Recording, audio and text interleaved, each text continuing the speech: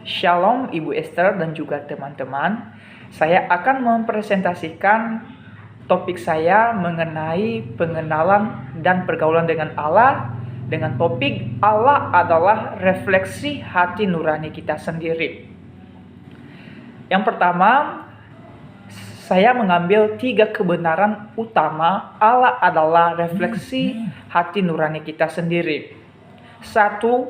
Pengenalan dan pergaulan dengan Allah tidak terlepas dari kerja hati nurani melalui karya Roh Kudus dalam diri manusia. Kemudian, pengenalan dan pergaulan dengan Allah bukanlah refleksi atau manifestasi kerja hati nurani saja. Tetapi mengenal dan bergaul dengan Allah adalah suatu kerinduan yang dalam dan ingin hidup di dalam Tuhan. Kemudian, pengenalan yang sejati adalah pengenalan melalui karya Roh Kudus dalam diri manusia.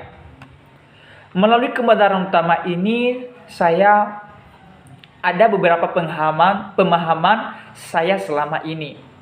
Kita mengenal dan bergaul dengan Tuhan merupakan inisiatif Tuhan sendiri, bukan karena inisiatif hati nurani manusia.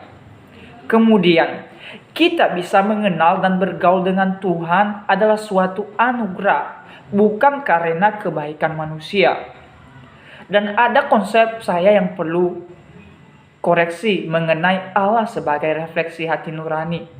Dulu saya secara tidak sadar memahami bahwa mengenal dan bergaul dengan Allah adalah refleksi atau manifestasi kerja hati nurani saya sendiri untuk pemenuhan kebutuhan nurani.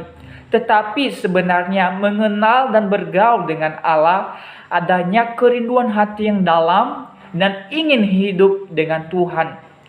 Kemudian, tidak selamanya hati nurani sesuai dengan kebenaran sejati, tetapi hanya suara Roh Kuduslah yang konsisten dengan Alkitab sebagai kebenaran sejati. Dulu saya memahami bahwa suara hati nurani itu selalu benar, tetapi sebenarnya tidak.